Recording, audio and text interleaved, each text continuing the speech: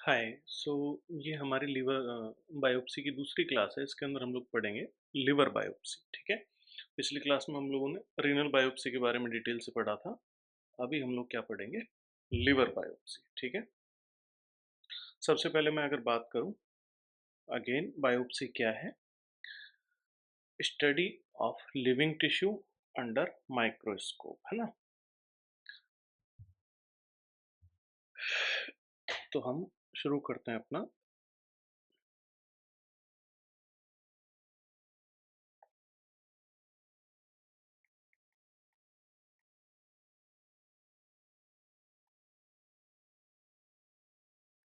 Liver biopsy से, ठीक है। सबसे पहले अगर मैं बात करूं,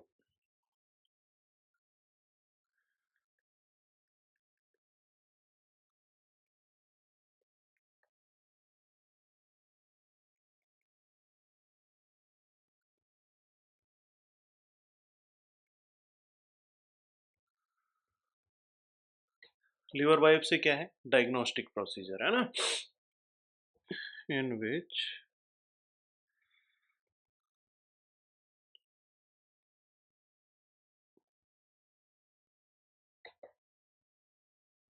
a small sample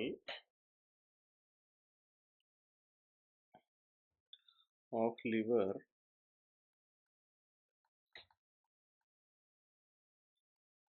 is removed and examined under microscope। ठीक है। माइक्रोस्कोपिक एग्जामिनेशन करते हैं, क्यों? किसी भी डिजीज का नेचर, एक्सटेंट और उसका कॉज जानने के लिए, टू फाइंड आउट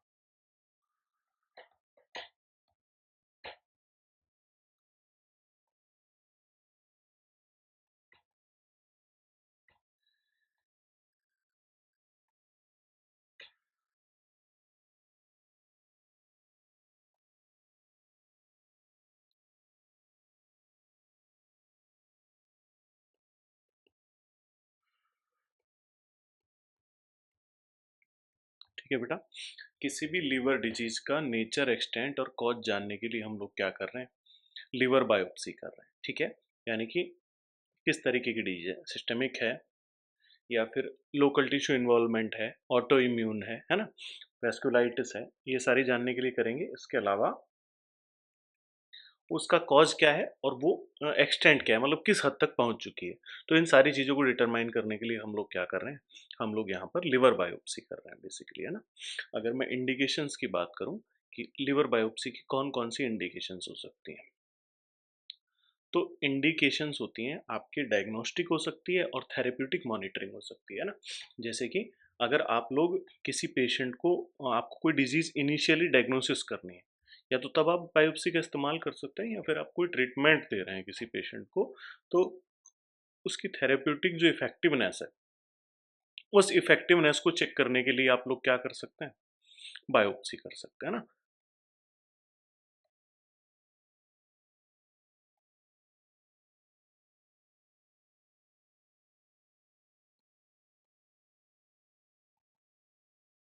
इंडिकेशंस, है ना। इंडिकेशंस में भी हमारा सबसे पहली इंडिकेशन आ जाएगी डायग्नोस्टिक, है ना।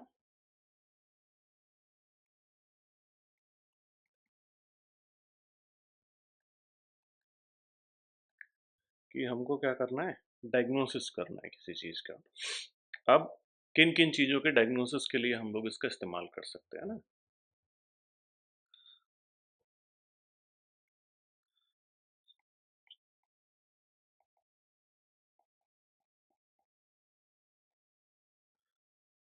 है ना। क्रोनिक हेपेटाइटिस बी और सी, इसके इवेल्युएशन के हम लोग क्या इस्तेमाल करते हैं? हम लोग इसके इवेल्युएशन के लिए इस्तेमाल करते हैं आपकी लिवर बायोप्सी, है ना। इसके अलावा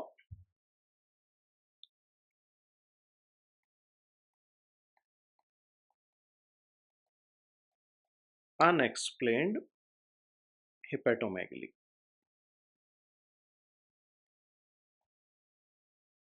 ठीक है? किसी पेशेंट के लिवर का साइज़ बड़ा हुआ है, लेकिन जो उसका एग्ज़ैक्ट कॉज़ है, जो उसकी इटियोलॉजी है, वो आप पता नहीं कर पाए। इस कंडीशन में भी हमको क्या इस्तेमाल करना पड़ेगा? लिवर बायोप्सी करनी पड़ेगी, है ना? इसके अलावा अनएक्सप्लेन्ड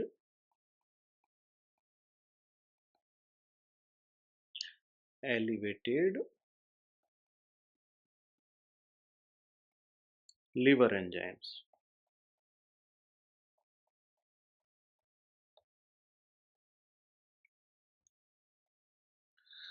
लीवर एंजाइम बढ़े हुए हैं, उनका भी कॉज़ आपको पता नहीं है, उसका कर सकते हैं ना?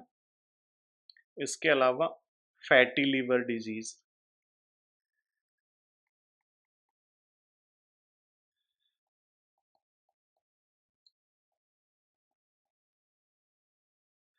किसी को फैटी लिवर है ना? तो उसका पता करने के लिए भी हमको क्या करना पड़ेगा? बायोप्सी का इस्तेमाल करना पड़ेगा। इसके अलावा हमारा आगे आता है auto immune hepatitis.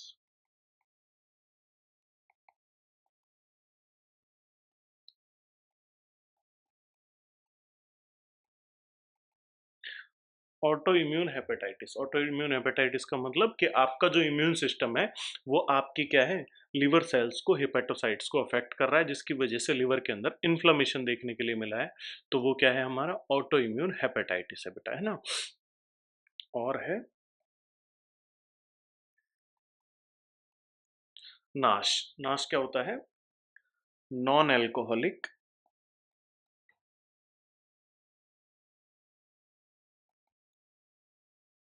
स्टेटोहेपेटाइटिस।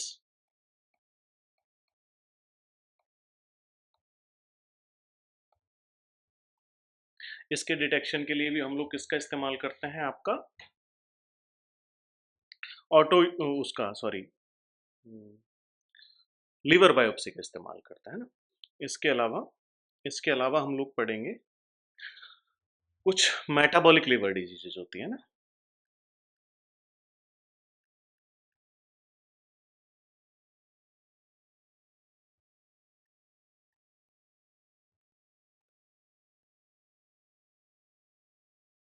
Metabolic liver diseases जैसे कि विल्सन्स डिजीज होती है, और आपका दूसरा आता है हेमेटोक्रोमोसिस। दो मेटाबॉलिक डिजीज के बारे में हम लोग बात कर लेते हैं वन बाय वन, थोड़ा इंपॉर्टेंट है, इसीलिए मैं आपको बता देता हूँ ना। सबसे पहला है विल्सन्स डिजीज।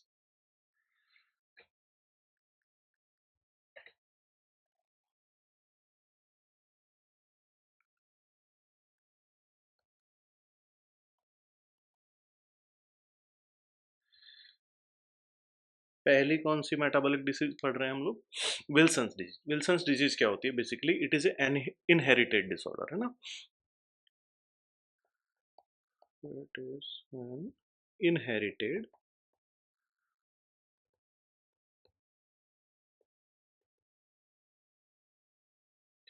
मतलब ये जेनेटिक है, ये आपके पेरेंट्स से आपको मिलेगा, क्या? विल्सन्स डिजीज, है ना। और इसके अंदर क्या होता है basically? Characterised bye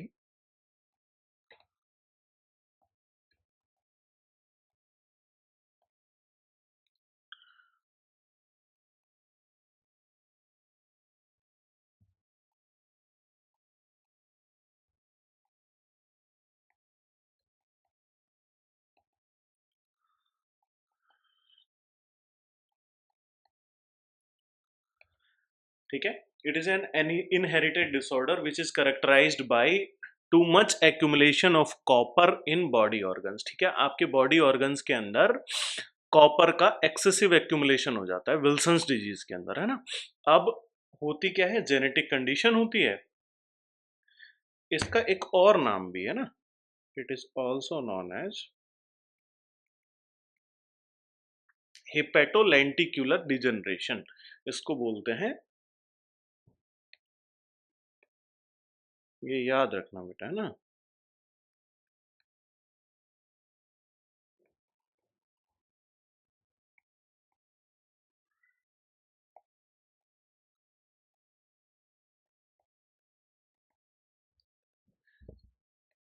हेपेटोलेंटिकुलर degeneration. हेपेटोलेंटिकुलर degeneration क्यों क्यों बोलते हैं, इसके अंदर बेसिकली दो वर्ड है आपका, है ना।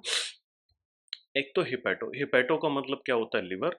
और दूसरा है लेंटिकुलर। लेंटिकुलर क्या है, लेंटिकुलर पार्ट है आपके बेसल गैंग्लिया का, है ना। Because it involve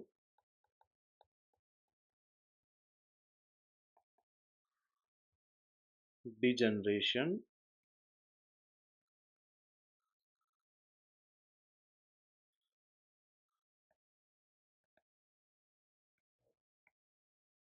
liver and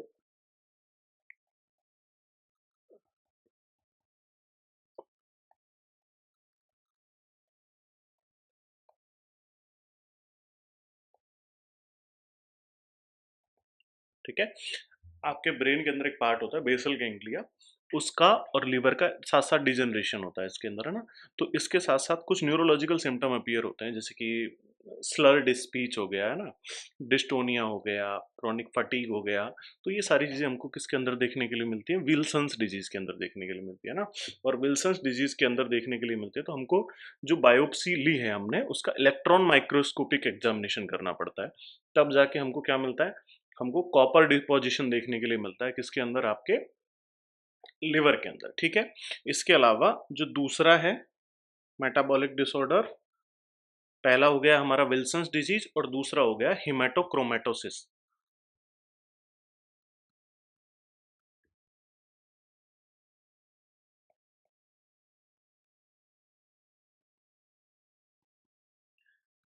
है ना, हेमेटोक्रोमेटोसिस। हेमेटोक्रोमेटोसिस क्या होता है, बेसिकली ये दो तरीके का हो सकता है, प्राइमरी और सेकेंडरी। इसके अंदर क्या होता है, ये आयरन मेटाबॉलिज्म का डिसऑर्डर है। इसके अंदर क्या होता है, एक्सेसिव एक्यूमुलेशन और स्टोरेज ऑफ आयरन होने लगता है आपकी बॉडी के अंदर, है ना। प्राइमरी कब हो सकता है, कि प्राइमरी तो जब होगा जब ये इनहेरिटेड होगा, और सेकेंडरी कब होगा, जैसे किसी को ब्लड बहुत ज़्यादा चढ़ाने की ज़रूरत पड़ती है, तो आफ्टर बीटी हिमेटोक्रोमेटोसिस हो सकता है ना।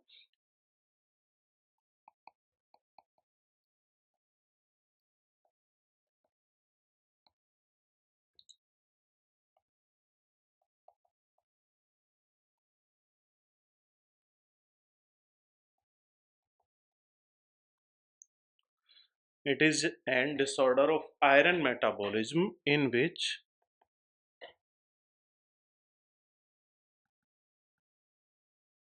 body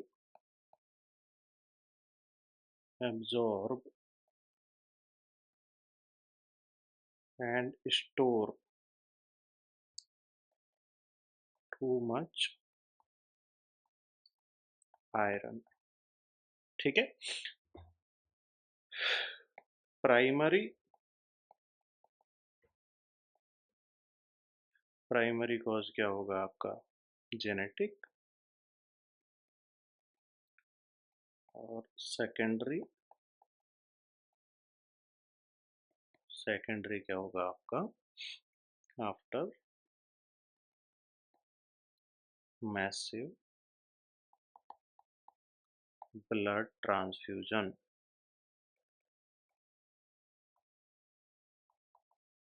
ठीक है। बहुत ज़्यादा ब्लड ट्रांसफ्यूजन के बाद में अगर किसी को हेमेटोक्रोमेटोसिस हो रहा है तो उसका मतलब क्या है, उसका मतलब है कि उस पेशेंट को क्या है, सेकेंडरी हेमेटोक्रोमेटोसिस हुआ है, ठीक है। इसके अलावा इसके अलावा कहाँ कहाँ हम अपना डायग्नोस्टिक लिवर बायोप्सी कर सकते हैं,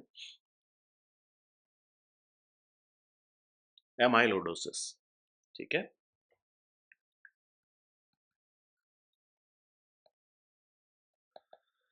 एमाइलोइड प्रोटीन का डिपोजिशन होता है,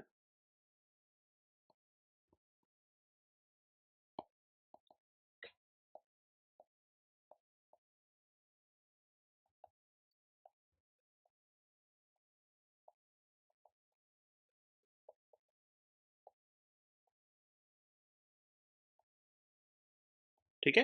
एमाइलोइड प्रोटीन का बॉडी ऑर्गन्स के अंदर डिपोजिशन होने लगता है, उसके डिटेक्शन के लिए भी हम लोग क्या इस्तेमाल करते हैं, लिवर बायोप्सी का इस्तेमाल करते हैं। और ग्रेन्युलोमा, है ना,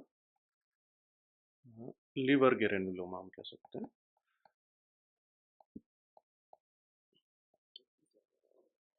अगर लिवर ग्रेनुलोमास हैं उनके लिए डिटेक्शन के लिए भी करते हैं। इसके अलावा मोस्ट इम्पॉर्टेंट है सस्पेक्टेड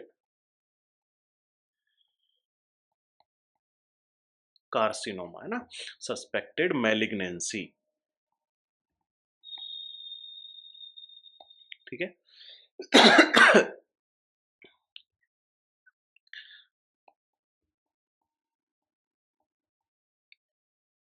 प्राइमरी और मेटास्टैटिक। ठीक है। प्राइमरी और मेटास्टैटिक ट्यूमर्स के स्टडी के लिए भी हम लोग क्या करते हैं, बायोप्सी का इस्तेमाल करते हैं।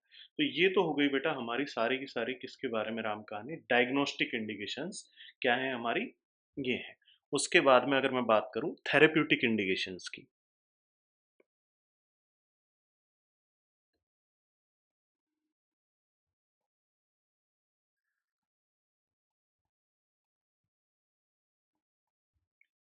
कि भैया कौन कौन सी थेरेपी के दौरान आप लोग क्या करते हैं, लिवर बायोप्सी का इस्तेमाल करते हैं ना। सबसे पहले तो आ गई आपकी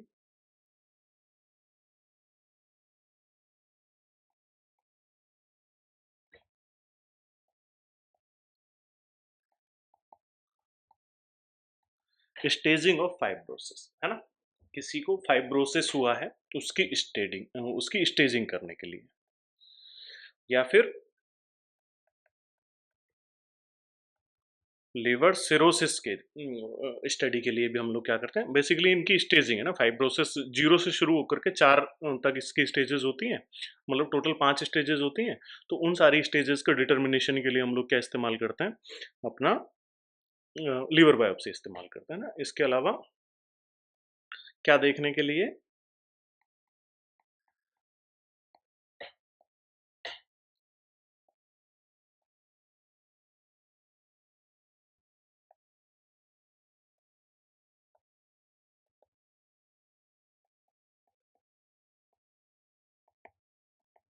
क्रॉनिक हेपेटाइटिस के ट्रीटमेंट रेस्पॉन्स के लिए कि ट्रीटमेंट रेस्पॉन्स कर रहा है या फिर नहीं कर रहा है ना। इसके अलावा एलोग्राफ्ट रिजेक्शन,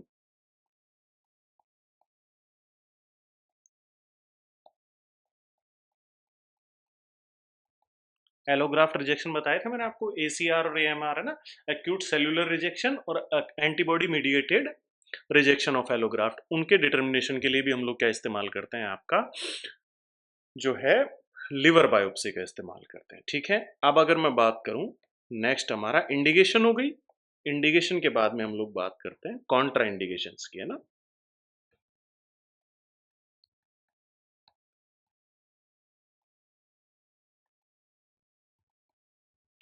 कि आपकी जो लिवर बायोप्सी है उसकी कॉन्ट्रा इंडिकेशंस कौन कौन सी होती हैं। तो कॉन्ट्रा इंडिकेशंस के अंदर हम लोगों ने देखा था कि दो तरीके की कॉन्ट्रा इंडिकेशंस होती हैं, एक एब्सोल्यूट कॉन्ट्रा इंडिकेशन होती है और दूसरी रिलेटिव कॉन्ट्रा इंडिकेशन होती है ना। तो अगर मैं बात करूं सबसे पहले कि आपको करनी ही नहीं है एब्सोल्यूट,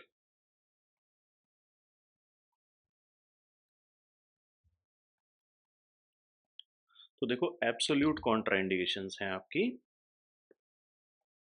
सबसे पहला तो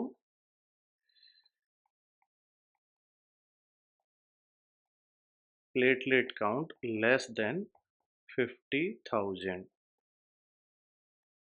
सेल पर माइक्रो लीटर। ठीक है। अगर 50,000 से कम आपका प्लेटलेट काउंट है तो ये कॉन्ट्राइंडिकेटेड है, आपको नहीं करनी है ना। दूसरा रीच्ड आईएनआर, ठीक है, इंटरनेशनल नॉर्मलाइजेशन रेशो अगर कम है किसी पेशेंट का तो आपको नहीं करनी है ना। अनकोऑपरेटिव पेशेंट,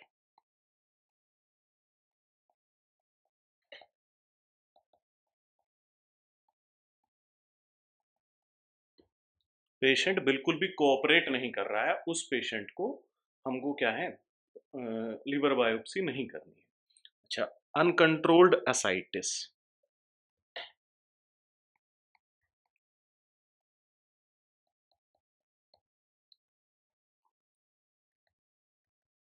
अनकंट्रोल्ड एसाइटिस इस कंडीशन में भी हमको लिवर बायोप्सी नहीं करनी है। और सस्पेक्टेड हीमेंजियोमा,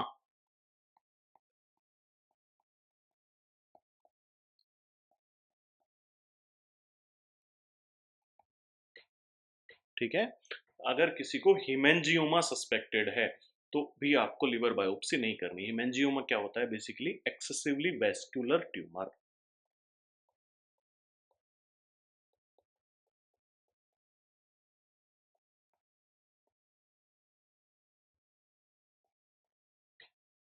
ठीक है, एक ऐसा ट्यूमर जिसके अंदर वेसल्स की मात्रा क्या होती है? बहुत ज्यादा होती है, उसको हम लोग क्या कहते हैं? हीमेंजियोमा कहते हैं ना। तो ये तो हो गई आपकी एब्सोल्यूट कॉन्ट्राइंडिकेशंस। दूसरे नंबर पे आपकी आती हैं रिलेटिव कॉन्ट्राइंडिकेशंस।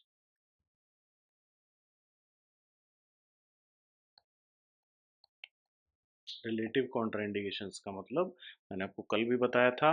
रिलेटिव कॉन्ट्राइंडिकेशंस क्या होती है बेटा? जहां रिस्क बेनिफिट रेशो देखा जाता है ना। रिस्क बेनिफिट रेशो देखा जाता है, अगर बेनिफिट ज्यादा है और रिस्क कम है, मतलब रिस्क से ज्यादा बेनिफिट अगर है तो हमको प्रोसीजर परफॉर्म करना है, नहीं तो नहीं करना है। ठीक है। ऑप्शंस क्या क्या हैं? ऑप्शंस का मतलब कि हमारे कौन कौन सी कंडीशंस ऐसी है ना। तो सबसे पहली कंडीशन है राइट प्लूरल इफ्यूजन, है ना। राइट साइडेड प्लूरल इफ्यूजन है, वो एक रिलेटिव कॉन्ट्राइंडिकेशन है। दूसरे नंबर पे मोर्बिड ओबेसिटी,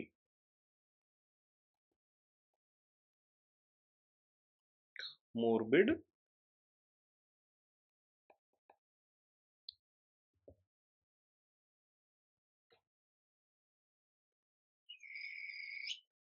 सैलरी आ गई बेटा।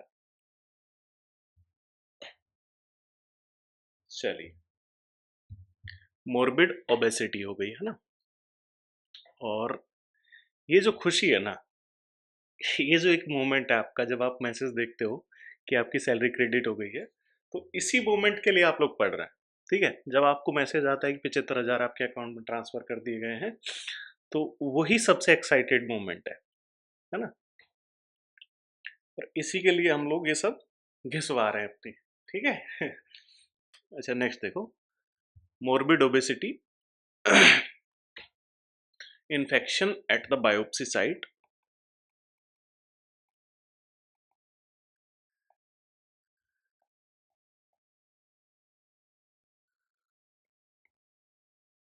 ठीक है। और हमारा severe pulmonary disease,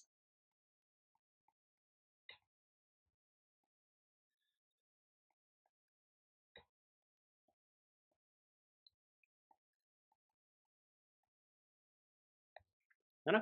severe pulmonary disease, ये सारी की सारी क्या है? आपकी रिलेटिव कॉन्ट्राइंडिकेशंस हैं, यानी कि अगर बेनिफिट ज्यादा है तो आप क्या है? प्रोसीजर परफॉर्म कर सकते हो, और अगर रिस्क ज्यादा है तो आप प्रोसीजर परफॉर्म आपको नहीं करना है। ठीक है।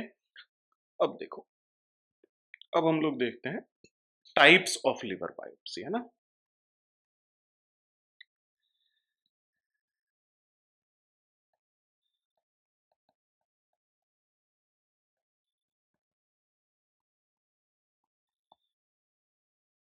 कि लिवर बायोप्सी कितने तरीके की होती है? लिवर बायोप्सी हो सकती है हमारी, चार पांच तरीके होते हैं। कौन कौन से तरीके होते हैं? One by one quickly discuss कर लेते हैं ना।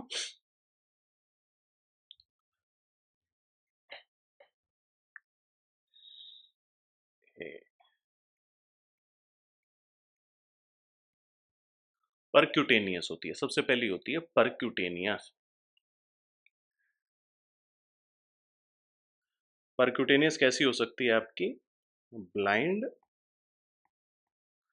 और गाइडेड। गाइडेड ना लिख के हम इसको लिखते हैं यूएसजी गाइडेड ना।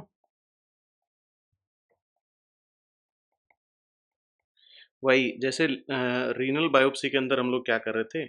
रियल टाइम इमेजिंग कर रहे थे किसकी? किडनी की। उसी तरीके से आपको क्या करना है? लीवर को लोकलाइज करना है। लेकिन लीवर एक बहुत बड़ा ऑर्गन है और उसके साथ साथ एक ही जगह होता है। ठीक है। तो अगर आप एक अप्रोप्रिएट इंसीजर उसका सॉरी निडल इंसर्शन साइट का सिलेक्शन करते हो तो क्या है, ये वो है कि आपको वो मिलेगा ही मिलेगा। समझ रहे हो मेरी बात, है ना? तो आपको ऐसा नहीं है कि अगर यूएसजी नहीं है तो आप लिवर बायोप्सी नहीं कर सकते हो। आप ब्लाइंड इंसर्शन भी नीडल का कर सकते हो लिवर बायोप्सी के अंदर। रिलेटिवली कम रिस्क है किसके? किडनी बायोप्सी के, है ना? ठीक है। इसमें क्या करते हैं?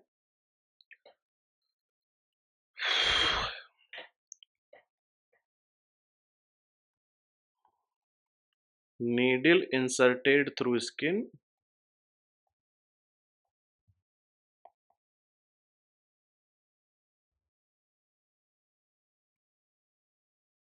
अरे इसीलिए तो हमने उसको परक्यूटेनियस कहा है।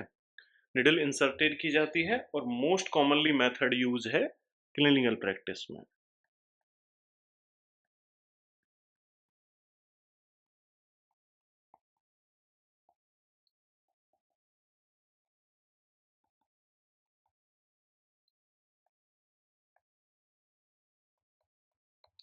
मोस्ट कॉमनली मेथड यूज होता है क्लिनिकल प्रैक्टिस के अंदर कौन सा? आपका परक्यूटेनियस बायोप्सी, है ना? दूसरे नंबर पे आती है आपकी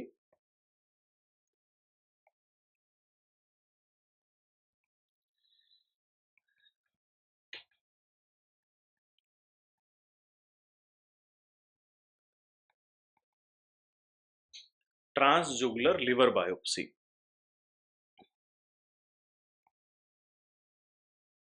ठीक है, ट्रांसजुगुलर लिवर बायोप्सी, टीजेएलबी। इसके अंदर क्या करते हैं?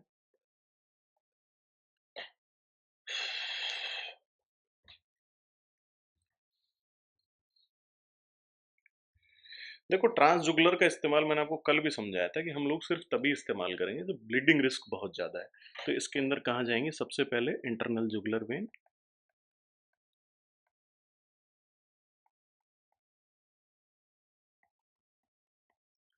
वहां से घुसेंगे हेपेटिक वेन के अंदर,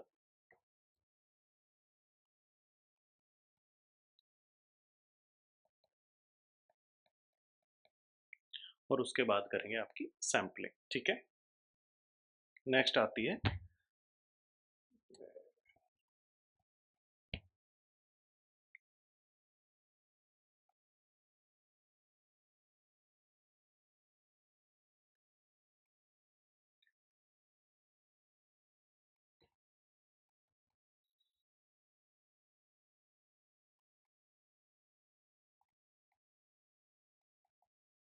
सर्जिकल और लेप्रोस्कोपिक। सर्जिकल और लेप्रोस्कोपिक ड्यूरिंग सर्जरी, और लेप्रोस्कोपी के दौरान हम लोग सैंपलिंग लेते हैं ना।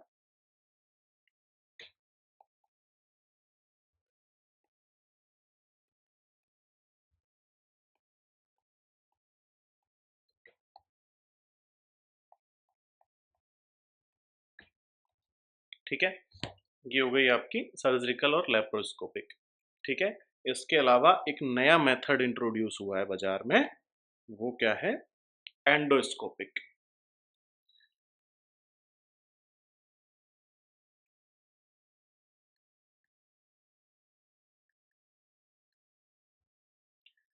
USG guided.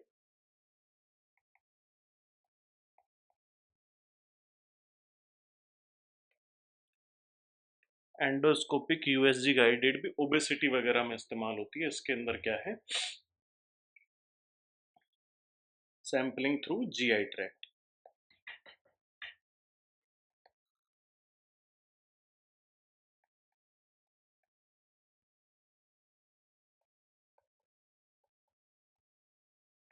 ठीक है, अब देखो हम लोगों ने क्या क्या पढ़ लिया है अब तक।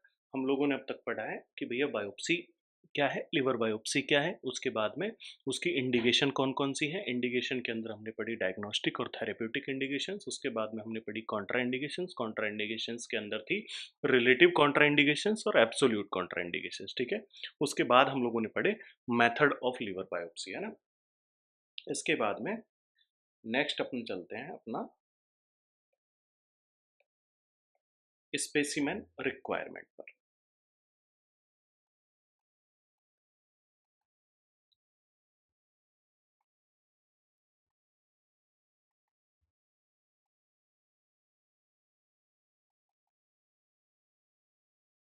Specimen requirement. स्पेसिमेन रिक्वायरमेंट क्या कहती है हमारी, कि हमको कैसा स्पेसिमेन चाहिए। तो देखो स्पेसिमेन में के अंदर हमारा आएगा सबसे पहला मिनिमम लेंथ।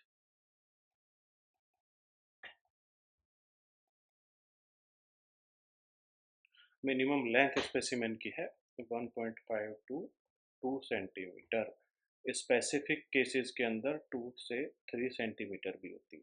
ठीक है, कैसा होता है बेसिकली, ये एक सिलेंड्रिकल सैंपल होता है, अरे जैसे नूडल होता है ना, मैगी, इसी तरीके का एक 2 से 3 सॉरी 1.5 टू 2 सेंटीमीटर लेंथ का एक सैंपल हमको कलेक्ट करना होता है ना। इट मस्ट इंक्लूड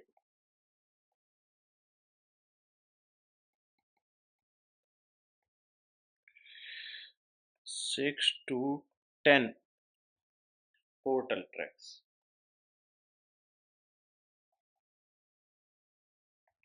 जब आपने माइक्रोस्कोपिक एनाटॉमी पढ़ी होगी लीवर की, तो उसके अंदर पोर्टल ट्रैक्ट्स होते हैं ना, पोर्टल वेन होती है, हेपेटिक वेन होती है, हेपेटिक आर्टरी होती है, उसके बीच में कूफर सेल्स और हेपेटोसाइट्स होती है ना।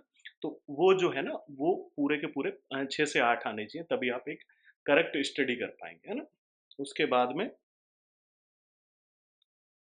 नेक्स्ट हम लोगों को क्या करना है कि भैया सैंपल को वापस से किस भागों में बांटना है, 3 भागों में। मैंने आपको पहले भी इस चीज़ के बारे में पिछले वाले में बताया कि हमको किस तरीके की स्टडी करनी होती है, 3 तरीके की करनी होती है।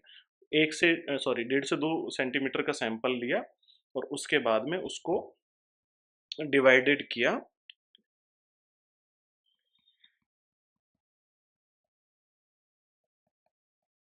3 पार्ट।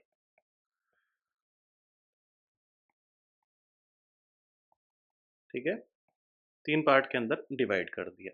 सबसे पहला पार्ट आपने डाला फॉर्मेलिन में।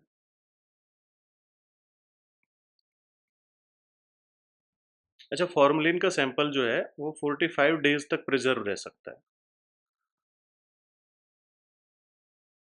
ठीक है, फॉर्मेलिन में डाला, फॉर्मेलिन में डालोगे तो क्या करोगे, हिस्टोलॉजी के लिए करते हैं हम लोग, है ना। हिस्टोलॉजी के अंदर सेल्यूलर स्ट्रक्चर। ठीक है, बेसिकली फॉर्मेलिन क्या है, एक स्टेबलाइजर है ना। अच्छा, दूसरा क्या है, दूसरा है आपका, पहला फ्लोरो सॉरी फॉर्मेलिन में डाल दिया, दूसरा आपने डाला नॉर्मल सलाइन में।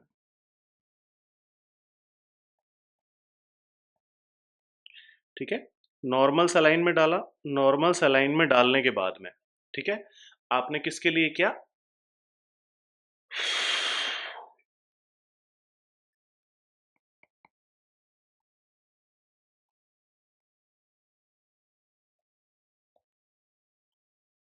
इम्यूनोहिस्टोकेमिस्ट्री होती है ना। इम्यूनोहिस्टोकेमिस्ट्री का मतलब क्या होता है, बेसिकली केमिकल कौन कौन से है ना, आप स्टेन करेंगे और अलग अलग केमिकल मार्कर्स जो होते हैं उनके लिए आपको ये करना होता है ना, इसके डिटेक्ट इम्यूनो मार्कर्स, है ना।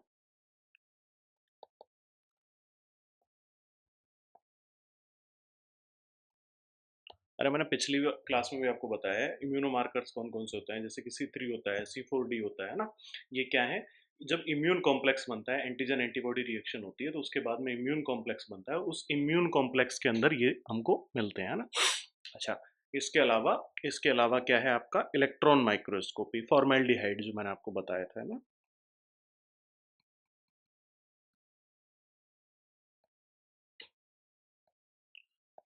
फॉर्मेल्डिहाइड में किसके लिए डालेंगे आपका, इलेक्ट्रॉन माइक्रोस्कोपी।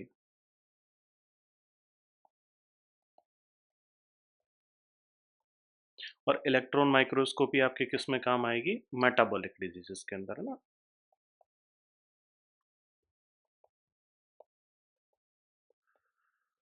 मेटाबॉलिक डिजीजेस कौन कौन सी थी, मैंने आपको बताया था, विल्सन्स डिजीज।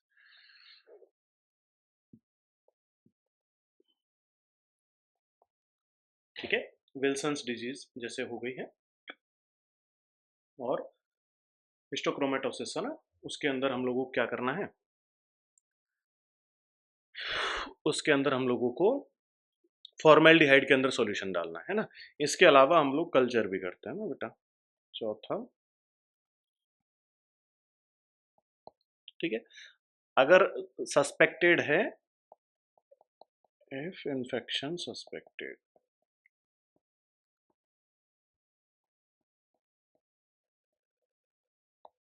अगर इन्फेक्शन सस्पेक्टेड है तो आपको क्या करना पड़ेगा बेटा, कल्चर भी कराना पड़ेगा ना। हेमाटो विल्सन डिजीज होगी, हेमाटोक्रोमेटोसिस भी लिख लो, है ना।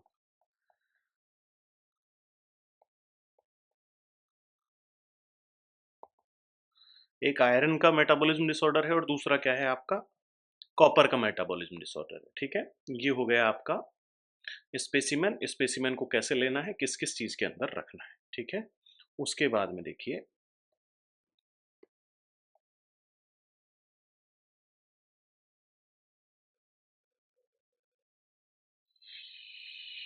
उसके बाद में आते हैं हमारे articles,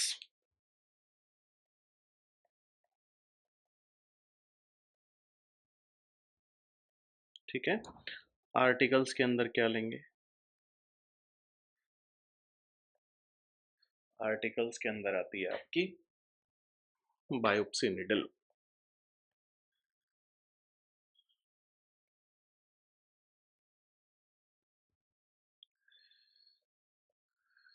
2% xylocaine,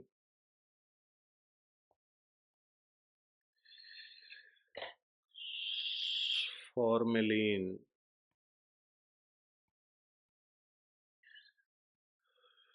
Betadine, sterile gauge,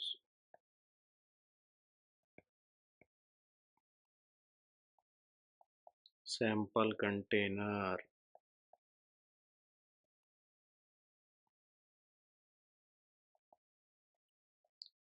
ठीक है।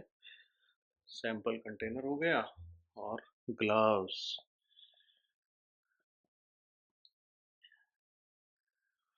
5 cc सिरेंज। तो ये सारी चीजें हमको क्या है, अरेंज करनी होती है, प्री प्रिपरेशन ना, आर्टिकल्स होते हैं। अब बात करते हैं सबसे पहले हमारा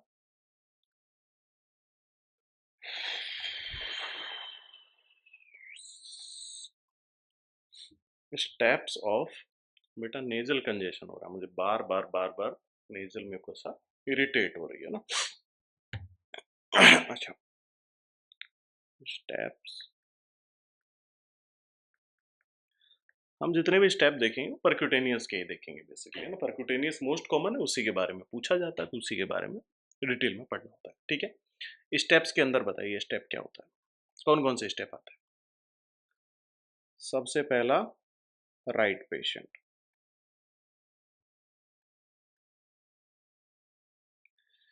ठीक है। किसी भी प्रोसीजर का सबसे पहला स्टेप राइट पेशेंट ही होता है। राइट पेशेंट कैसे, राइट पेशेंट ऐसे, राइट पेशेंट का आइडेंटिफाई करने का तरीका मैंने आपको बताया था, फिर से बता देता हूँ। राइट पेशेंट के अंदर check ID band, then match with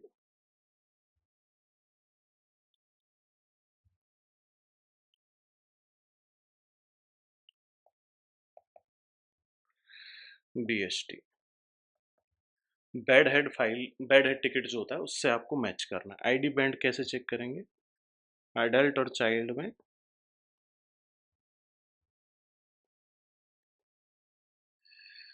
wrist पर, और नियोनेट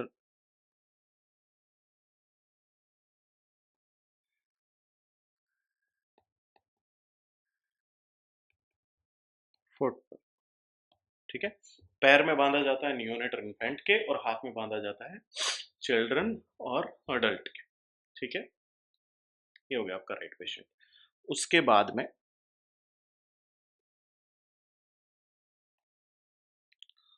राइट पेशेंट हो गया कंसर्ट, ठीक है। कंसर्ट चेक करना है आपको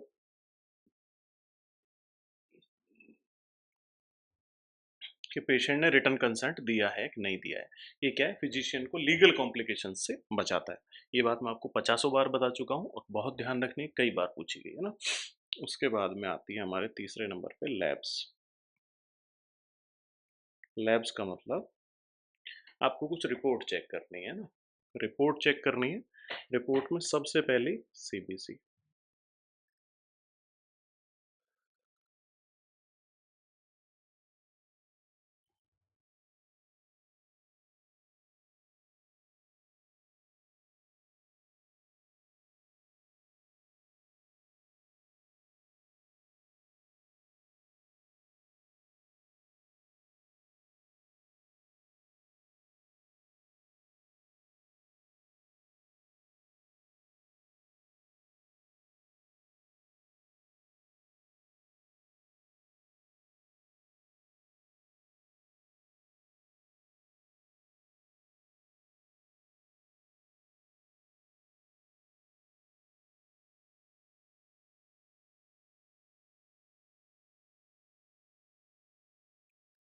सॉरी फॉर डिस्टरबेंस। ठीक है, सीबीसी है ना। सीबीसी किसके लिए चेक करते हैं?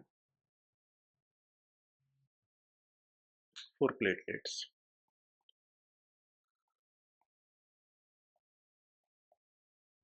प्लेटलेट्स का काउंट कितना होना चाहिए बेटा? More than 50,000। ठीक है, और if bleeding risk present, history of bleeding है ना, ब्लीडिंग तो होना चाहिए मोर देन 1 लाख। ठीक है, सेल पर माइक्रोलीटर। ठीक है, पहला हो गया सीबीसी, दूसरा चेक करेंगे एलएफटी। ठीक है, लीवर फंक्शन टेस्ट चेक करेंगे। इसके अलावा पीटीआईएनआर चेक करेंगे ना।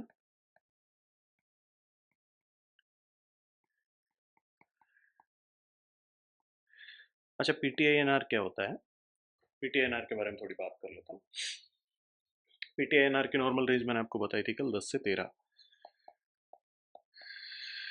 और नॉर्मल रेंज जो है इसकी एक्यूरेट होती है 9.6 to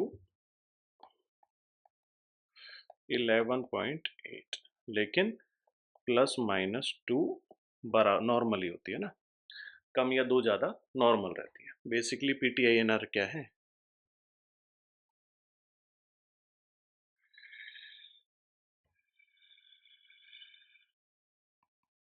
depends on prothrombin time क्या है? डिपेंड करता है बेटा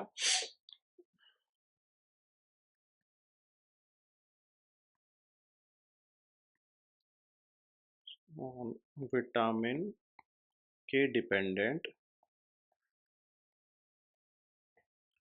ग्लाइकोप्रोटीन्स पर।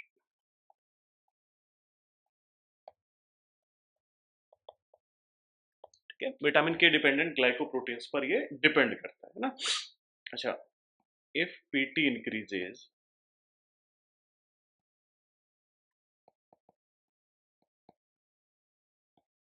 अच्छा एक पेशेंट है जिसकी हमको लिवर बायोप्सी करनी है और उसका पीटी इंक्रीज है, तो हम लोग क्या करेंगे? गिव 10 mg,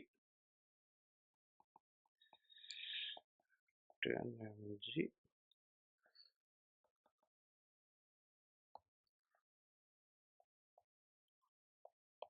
विटामिन के आईएम। ठीक है, 10 mg विटामिन के हमको क्या देना है पेशेंट को? सिंगल शॉट आईएम देना है। देन रिपीट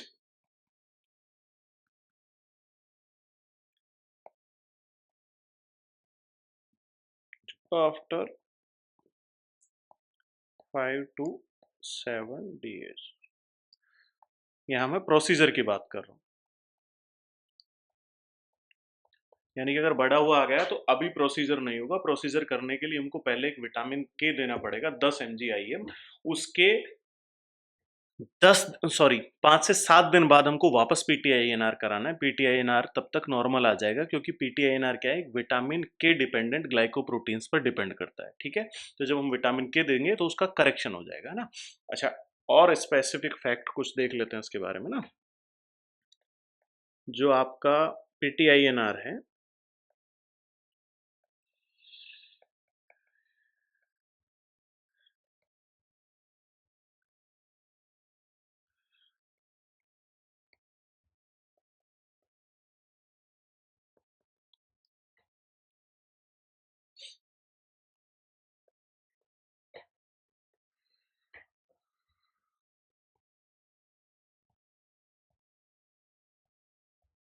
वारफरिन थेरेपी के दौरान पीटीएएनआर कितना बढ़ जाता है? 2 से 3 टाइम, ठीक है?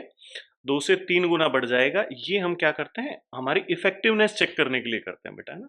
कि हमारा जो इफ़ेक्टिव है या नहीं है, जो हम थेरेपी दे रहे हैं उसको, है ना? अब आप ध्यान कर लेना, वारफरिन क्या है? एक एंटीकोएगुलेंट है। एंटीकोएगुलेंट है वारफरिन, है ना? तो अगर हमको इसकी इफ़ेक्टिवनेस चेक करनी है तो 2 से 3 टाइम पीटीआईएनआर बढ़ जाएगा ना? और इस केस में नर्सिंग रिस्पॉन्सिबिलिटी क्या होगी?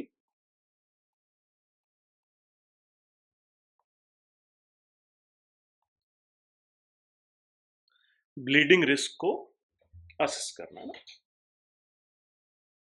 या फिर ब्लीडिंग प्रिकॉशंस लेना ना।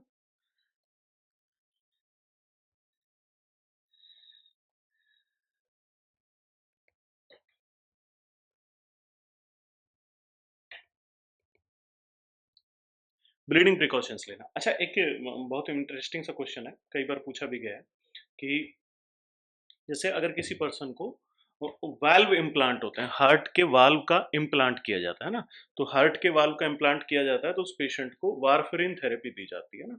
तो वारफरिन थेरेपी जो होती है ना, वो लाइफ लॉन्ग चलती है, बेसिकली हार्ट के।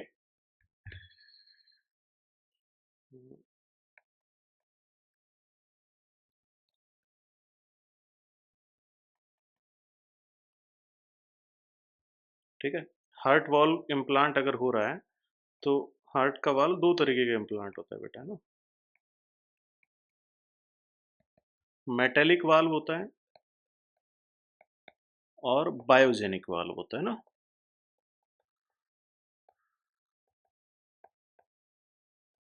ठीक है, तो जो मेटेलिक वाल्व है ना आपका, इस मेटेलिक वाल्व के अंदर वारफरिन थेरेपी लाइफ लॉन्ग दी जाती है।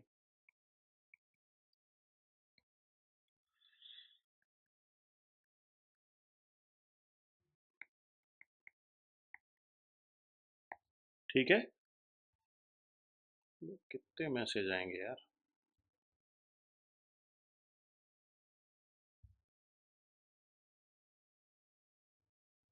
लाइफ लॉन्ग वारफरिन थेरेपी दी जाती है, जबकि बायोजेनिक वाल्व के अंदर इम्यूनोसप्रेसेंट दिए जाते हैं।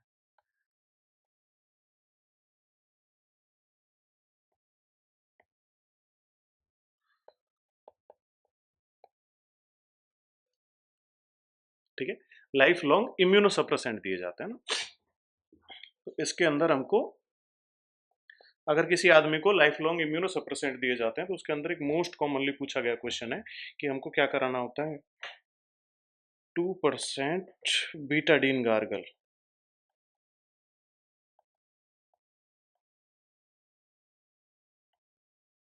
Every day.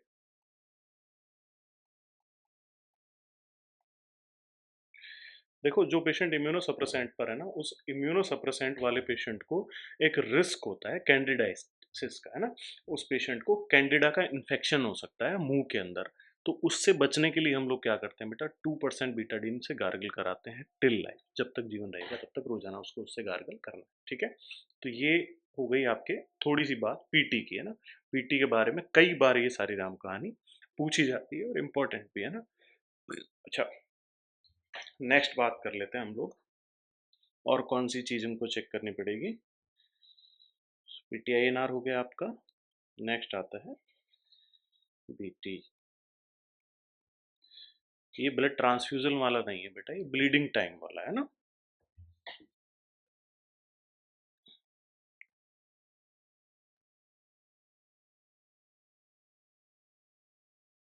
ठीक है, बीटी कितना होता है? 2 से 8 मिनट नॉर्मल होता है ना।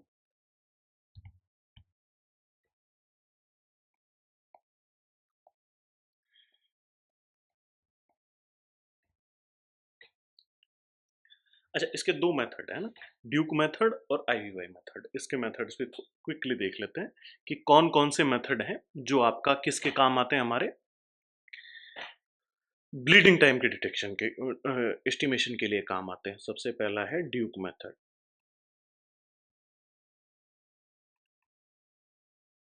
ड्यूक मेथड के अंदर क्या करते हैं? ड्यूक मेथड के अंदर बेसिकली नीडल का इस्तेमाल करते हैं। कहाँ पर? आपका ईयर लोब के अंदर, है ना। ईयर लोब पर वर्टिकल प्रिक किया जाता है, जैसे ईयर जो भी आपका क्या कहते हैं उसको, ईयर रिंग कहते हैं। तो वो ईयर रिंग तो होती है, जो उसकी पियर्सिंग जब करते हैं वो होता है हॉरिजॉन्टल, है ना। तो हमको क्या करना है, वर्टिकल प्रिक करना है नीचे से, है ना। वर्टिकल प्रिक क्यों करते हैं, बेसिकली वर्टिकल प्रिक की वजह से क्या होता है कि वहाँ पर कैपिलरीज बहुत ज़्यादा हैं, तो इसीलिए हमको क्या है, वर्टिकल प्रिक करना होता है। अगर आप हॉरिजॉन्टल प्रिक करेंगे तो उतना ज़्यादा ब्लड नहीं आता है ना। तो एक्यूरेट एस्टिमेशन के लिए हम लोग वर्टिकल प्रिक करते हैं। ड्यूक मेथड के अंदर नीडल प्रिक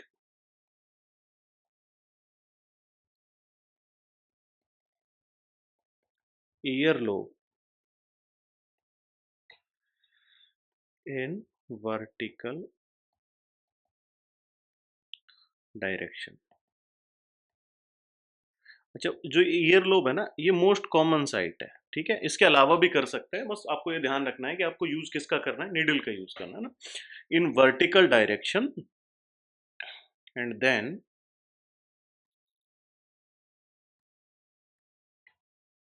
ब्लड ब्लोटिंग और वाइप आउट। ठीक है, ब्लड को आपको बेसिकली वहां से साफ करना है इन एवरी 30 सेकेंड।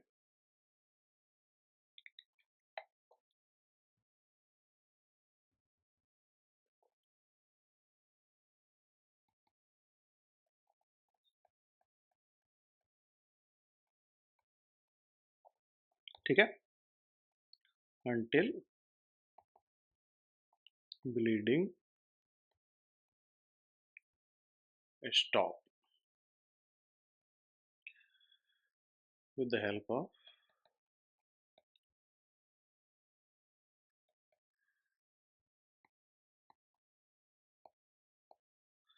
sterile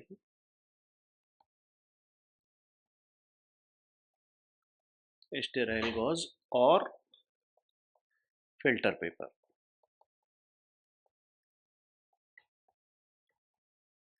ठीक है, स्टेराइल गॉज या फिर फिल्टर पेपर का इस्तेमाल करना है हमको, उसको वाइप आउट करने के लिए 30 सेकंड के अंदर वाइप आउट करते हैं। और जितनी देर में वो टोटल वाइप आउट हो जाता है उतनी देर में हम लोग को क्या करना है, बेसिकली उसको नोट डाउन कर लेना है कि कितना टाइम ब्लीडिंग का हुआ है। ये तो हुआ है ड्यूक मेथड, है ना। बेसिकली दूसरा है आईवीवाई मेथड,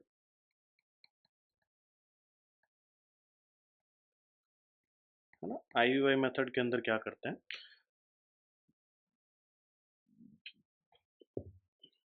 वोलर सरफेस है ना, आपका जैसे फोर आर्म है, ये फोर आर्म का वोलर सरफेस, यानी कि जिस तरफ पाम है, हथेली है, उस साइड के इस सरफेस पर यहाँ पर क्या करते हैं बेटा, एक इंसीजन लगाते हैं, एक प्रिसाइज कट लगाते हैं ना। और उस कट के अंदर सेम प्रोसीजर 30 सेकंड तक बार बार फिल्टर पेपर से उसको ब्लोट करते हैं। अब जब फिल्टर पेपर से ब्लोट करते हैं, जितना टाइम आता है उसको नोट कर लेते हैं। एक स्पेशल स्टेप ये होता है कि जो आपका बीपी कफ है वो यहाँ पर इन्फ्लेट किया जाता है और उसका प्रेशर रखा जाता है 40 mmHg during the entire procedure, है ना। आईवीवाई मेथड के अंदर क्या करते हैं, BP cough inflated at 40 mmHg, then precise, ऐसा नहीं कि पूरा आप साला हथेली काट दी, बस छोटा प्रिसाइज कट और incision made on volar surface of forearm। ठीक है, वोलर सरफेस पर फोर आर्म के पर एक कट लगाएंगे, और वो कट लगा करके दूसरा स्टेप हुआ ही है, वाइप, सॉरी, रूटिंग और wipe out blood with sterile. Sterile gauze का बहुत कम इस्तेमाल होता है, वैसे जो मोस्ट कॉमनली इस्तेमाल है वो फिल्टर पेपर ही होता है ना।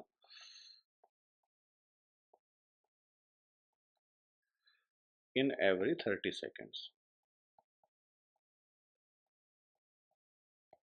ठीक है, ये हमने पढ़ लिया ब्लीडिंग टाइम। ब्लीडिंग टाइम का ब्लीडिंग टाइम का हमने पढ़ लिया कि ब्लीडिंग टाइम जो आपका है वो हमको कैसे निकालना है ना। अच्छा, बीटी पढ़ लिया, उसके बाद में हम लोगों ने लैब देख ली है पेशेंट की बेसिकली, है ना, कि कौन कौन सी लैब है। लैब के अंदर हम लोगों ने देखा था, देखो यहाँ ध्यान से देखो, सीबीसी देख ली थी, पीटीआईएनआर देख लिया था, एलएफटी देख लिया था, और ब्लीडिंग टाइम उसका देख लिया था, है ना, पेशेंट का। अब देखो, अब हम लोगों का पहला स्टेप हो गया था राइट पेशेंट, दूसरा कंसर्न, तीसरा हो गया था लैब। अब हम लोग चलते हैं चौथे स्टेप के ऊपर ना।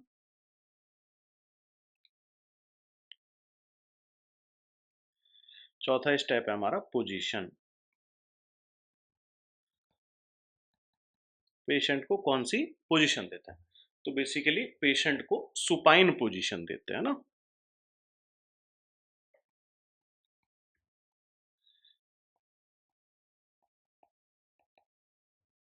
विद राइट हैंड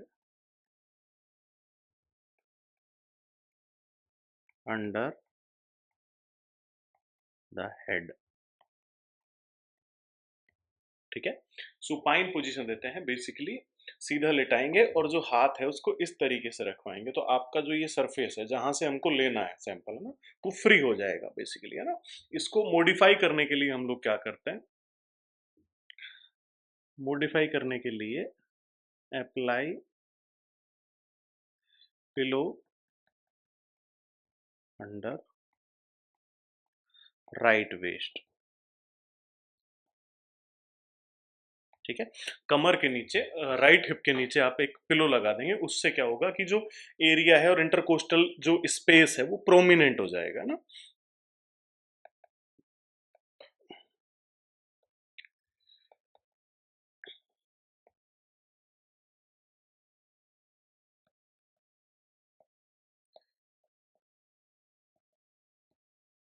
ठीक है, ये हो गया।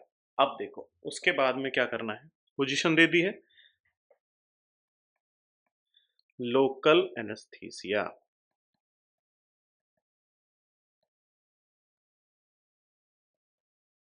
ठीक है। लोकल वो करते हैं ना,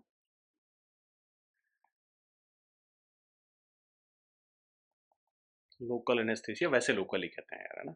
लोकल इन्फिल्ट्रेट करते हैं, इन्फिल्ट्रेट का मतलब कई बार प्रिक करके सबक्यूटेनियसली और इंट्रामस्कुलरली क्या किया जाता है, उस जगह को नम किया जाता है लोकल एनेस्थेटिक के थ्रू, है ना। उसके बाद में क्या करते हैं, instruct the patient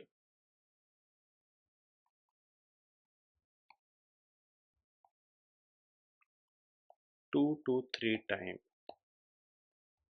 inhale and exhale, 2 से 3 बार इनहेल से एक्सहेल करने के लिए कहते हैं, and then hold breathe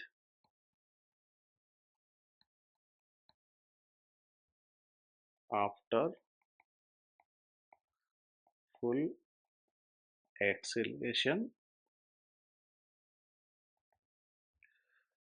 for 10 to 15 second, ठीक है। आपने कहा कि भैया 2-3 बार गहरी सांस लीजिए और छोड़िए, और उसके बाद में पूरी सांस छोड़ने के बाद में कंप्लीट एक्सेलेशन के बाद में क्या करना है, हमको 10 से 15 सेकेंड होल्ड करने के लिए कहना है। इतनी देर में हम लोग अपना सैंपल निकाल लेंगे ना। ऐसा क्यों करते हैं, बेसिकली जिससे क्या होता है, जो डायफ्राम है वो आपका ऊपर चला जाता है, थोरेसिक कैविटी का स्पेस कम हो जाता है, तो डायफ्रामेटिक इंजरी के चांसेस कम हो जाते हैं इससे ना, decrease risk of diaphragmatic injury.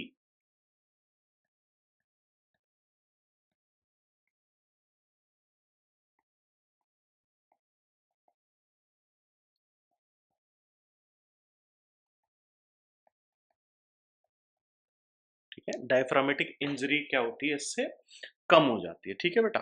अब देखो नेक्स्ट हम लोग बात करते हैं कि भैया अब हमने क्या करना है, अब हमने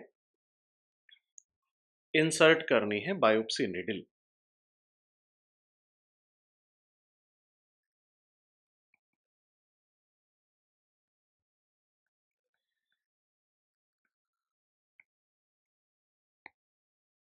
ठीक है।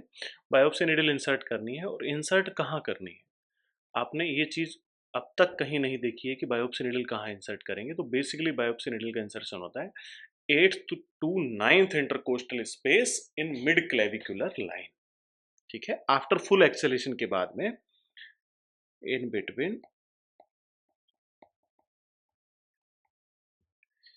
8th to 9th intercostal space in, sorry, mid axillary line, mid clavicular line तो ये होगी, मिड एक्सिलरी लाइन में करेंगे ना।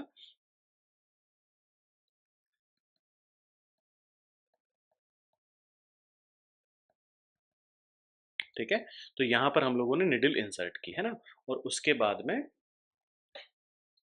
ऑब्टेन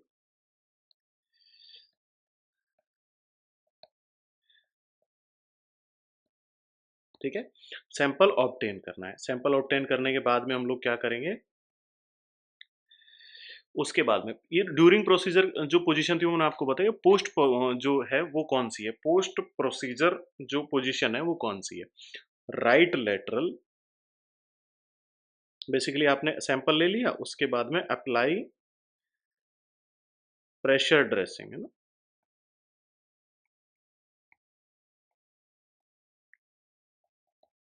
ठीक है, प्रेशर ड्रेसिंग आपको अप्लाई करनी है ना। अब देखो, फिर पेशेंट को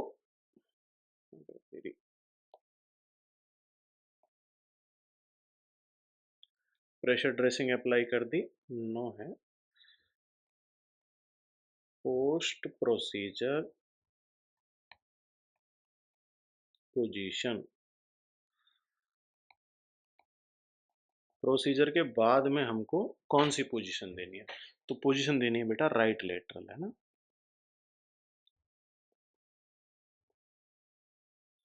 with pillow under puncture site.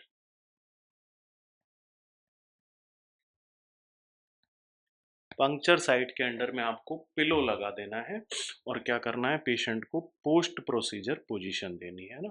ये क्या करेगा, बेसिकली आपका प्रेशर अप्लाई करेगा और ब्लीडिंग के रिस्क को क्या करेगा, कम कर देगा ना।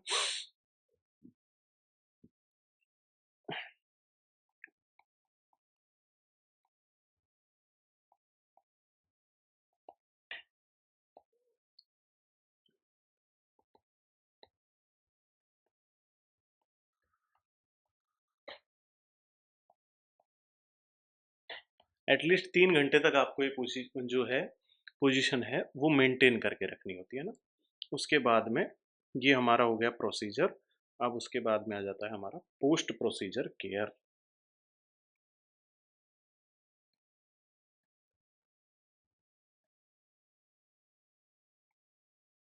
ठीक है, आपने जो प्रोसीजर कर दिया उसके बाद में पेशेंट को क्या केयर प्रोवाइड करानी है, तो केयर प्रोवाइड करानी है सबसे पहला तो इमीडिएट केयर क्या होती है ना।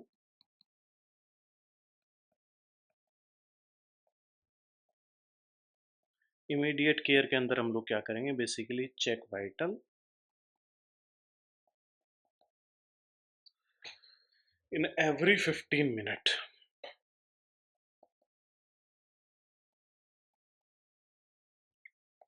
15 मिनट फॉर फर्स्ट आवर। ठीक है, पहले घंटे में हर 15 मिनट में आपको क्या करना है, वाइटल साइन चेक करना है ना। दूसरा, maintain position up to 3 our.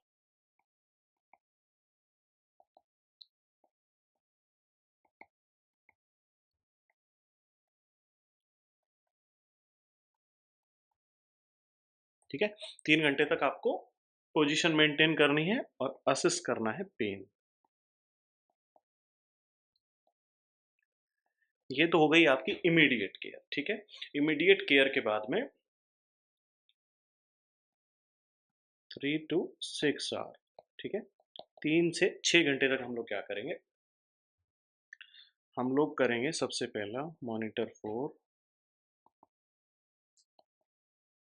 Hypovolaemia.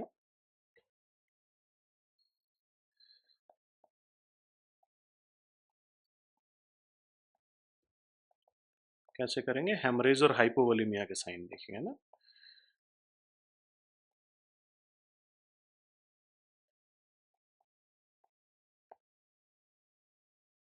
Haemorrhage and hypotension, sorry,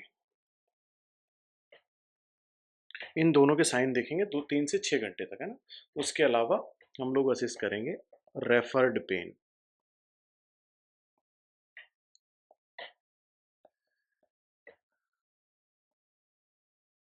referred pain कहाँ होगा? शोल्डर में। अगर पेशेंट को डायफ्रामेटिक इंजरी हुई है ना, जब आपने निडल इंसर्ट की तो डायफ्राम का इरिटेशन किया है, फिर उसको इंजरी कर दी, उस कंडीशन में क्या होगा बेटा, आपके शोल्डर में रेफर्ड पेन होने लगता है ना। तो उसके लिए भी हमको पेशेंट को असिस्ट करना होता है, ठीक है। उसके बाद में अप टू 24 आवर्स, ठीक है। नेक्स्ट 24 घंटों तक आपको किसके लिए पेशेंट को असिस्ट करना है? Basically assist for peritonitis,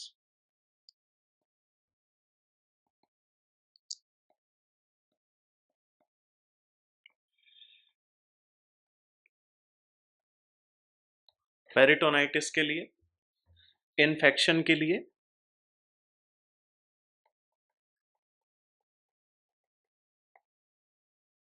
and हीमोबाइलिया, है ना।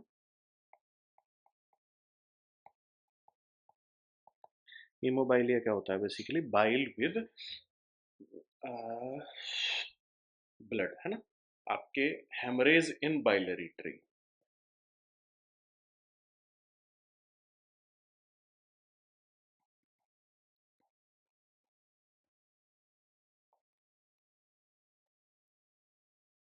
Characterized by upper GI bleeding, है ना।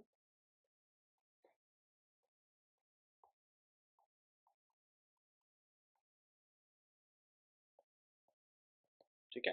अपर जीआई ब्लीडिंग या पेन होगा हीमोबाइलिया के अंदर। हीमोबाइलिया बेसिकली क्या होता है? जब आपने निडल इंसर्ट कर दी और बाइलरी ट्री के अंदर बेसिकली आपने वो एक शंट बन जाता है ना आर्टरी वेन्स के बीच में, तो वहां से क्या है, बाइल के साथ साथ ब्लड आने लगता है।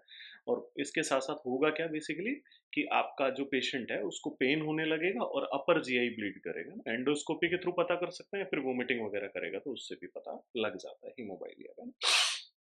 अच्छा, डिस्चार्ज के लिए हम लोग क्या करेंगे बेसिकली? भाई डिस्चार्ज के टाइम पे क्या बताएंगे ना।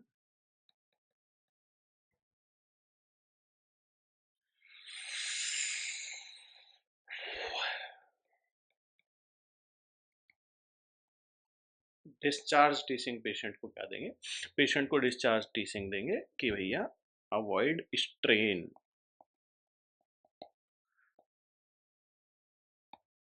स्ट्रेन मेंटल स्ट्रेन नहीं, शरीर पे दिमाग पे तनाव नहीं, उस हिस्से पे नहीं देना। Avoid heavy weight lifting, heavy exercises, ये सारी चीजें नहीं करनी। और अगर पेन वगैरह हो तो आपको तुरंत बताना है ना। Avoid strain, report pain and bleeding, ठीक है। ब्लीडिंग और पेन हो तो क्या करना है, आपको बताना है, ठीक है। अच्छा, अब देखो, ये हो गई हमारी डिस्चार्ज टीचिंग भी हो गई है ना। अब बात कर लेते हैं, हमने एक प्रोसीजर किया है, प्रोसीजर की वजह से कुछ कॉम्प्लिकेशंस भी तो हो सकती हैं। कौन कौन सी कॉम्प्लिकेशन हो सकती है ना?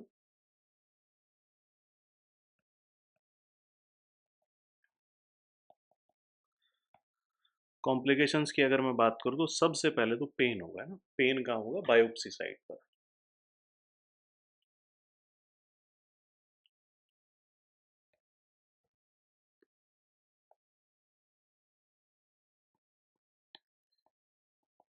पेन हो सकता है। पेन के अलावा हाइपोटेंशन हो सकता है, ठीक है। हाइपोटेंशन हो सकता है, या फिर वैसोवेगल,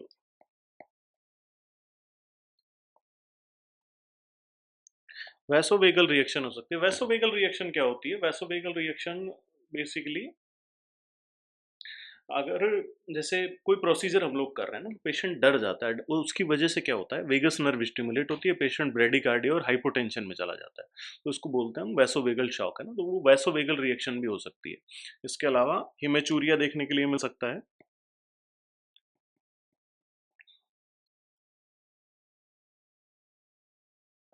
ठीक है, ये तो हो गई आपकी नॉर्मल सी कॉम्प्लिकेशंस, यानी कि कोई बहुत ज़्यादा इनसे दिक्कत नहीं है। सीरियस कॉम्प्लिकेशंस कौन सी हो सकती हैं?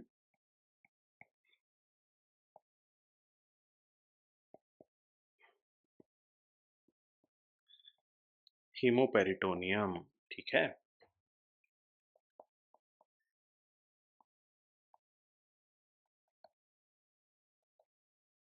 ठीक है, पेरिटोनियल कैविटी के अंदर ब्लड भर जाना, हीमो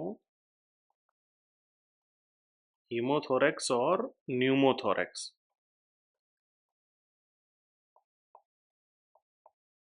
ठीक है, हीमोथोरेक्स और न्यूमोथोरेक्स हो सकता है। इसके अलावा क्या हो सकता है? पेरिटोनाइटिस हो सकता है बेटा, है ना। पेरिटोनाइटिस हो गया, या फिर इंजरी टू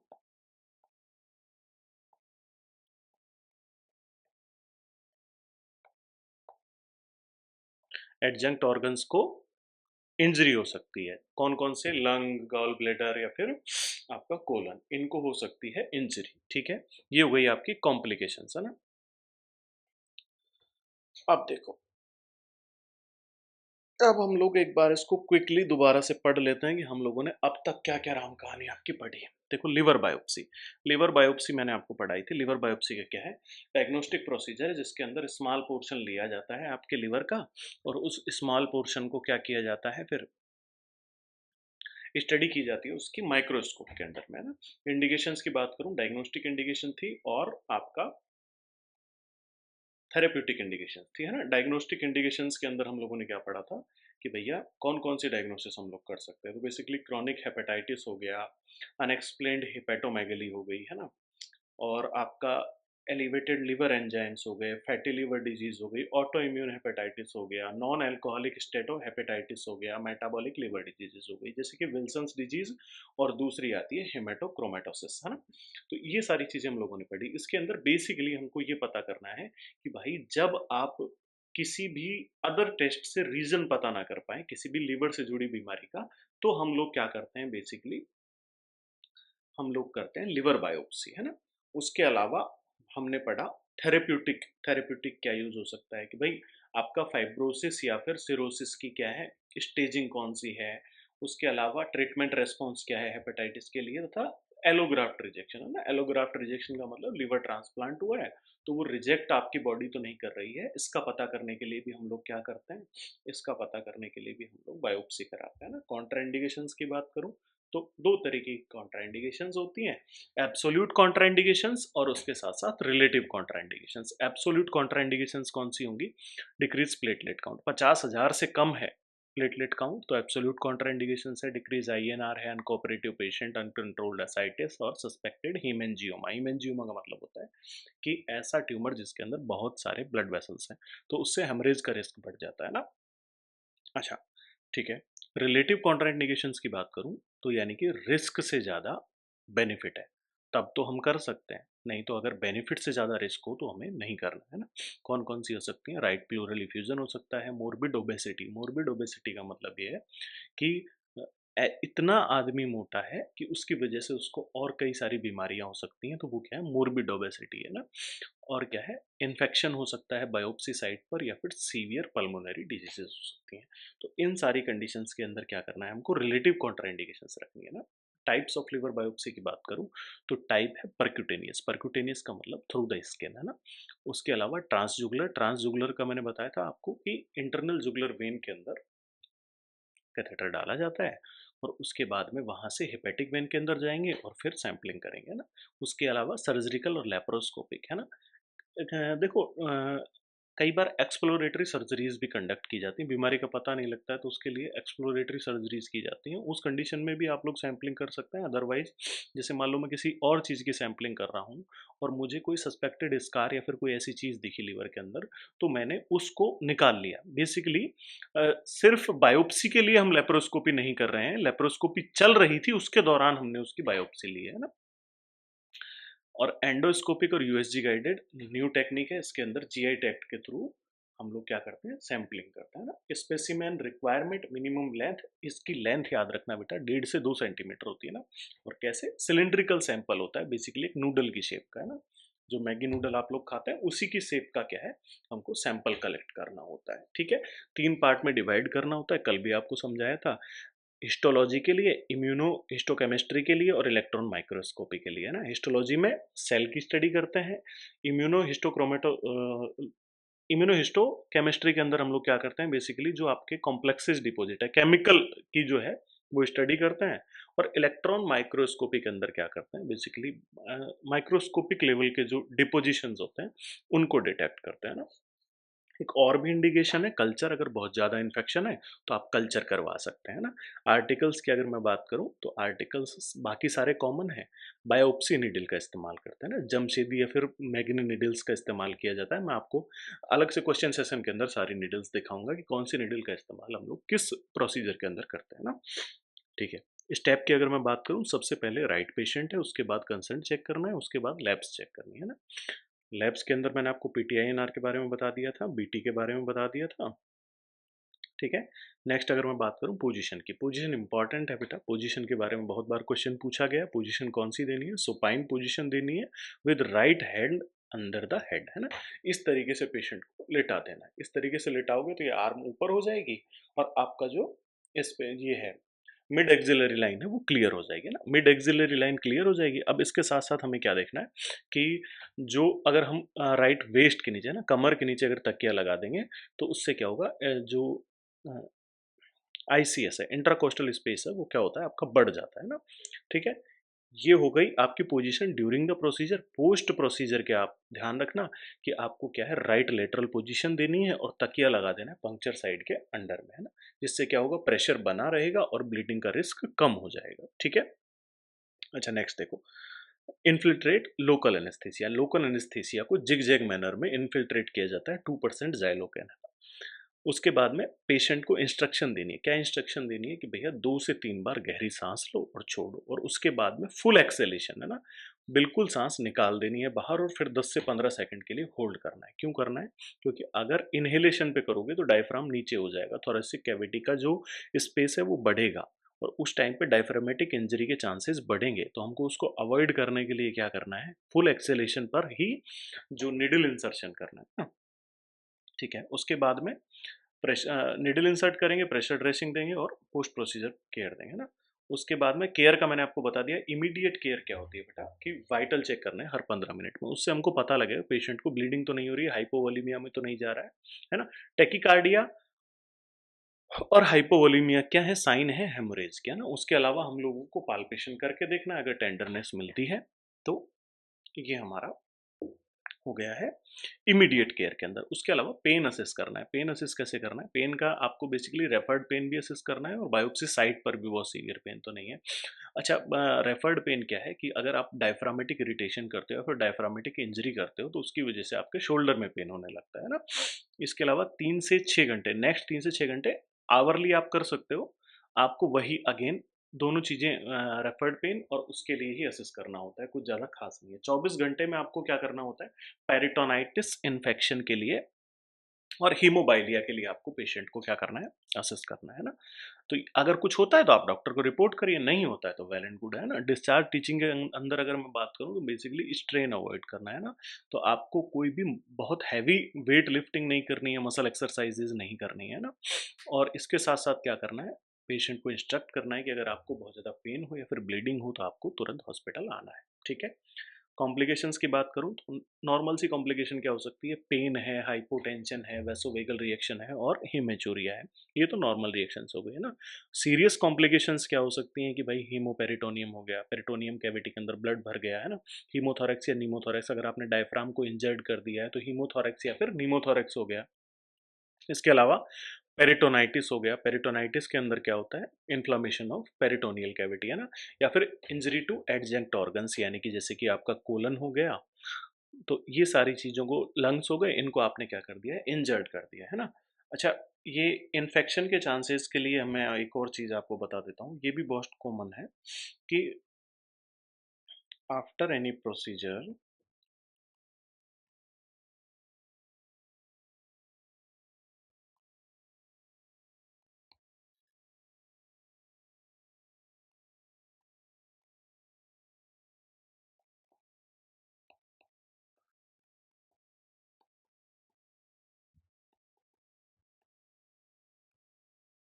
ठीक है, आपने कोई इन्वेसिव प्रोसीजर किया है और उस इन्वेसिव प्रोसीजर के बाद में पेशेंट का टेम्परेचर 100.4 डिग्री फ़ारेनहाइट तक पहुँच गया है।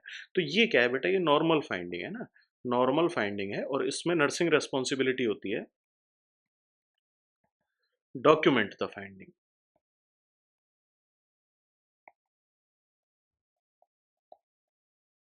ठीक है? हमको ये फाइंडिंग क्या कर लेनी होती है, डॉक्यूमेंट कर लेनी होती है, इसके लिए डॉक्टर को इन्फॉर्म करने की ज़रूरत नहीं होती, ठीक है? तो हमारी जो आज की क्लास है, वो हुई थी बेटा लीवर बायोप्सी के ऊपर। अब हमारी इसके अंदर इस टॉपिक पे 2 क्लासेस बची हुई हैं, एक के अंदर हम लोग पढ़ेंगे बोन मैरो बायोप्सी और फिर लास्ट में हम लोग करेंगे एक क्वेश्चन सेशन, ठीक है? So thank you.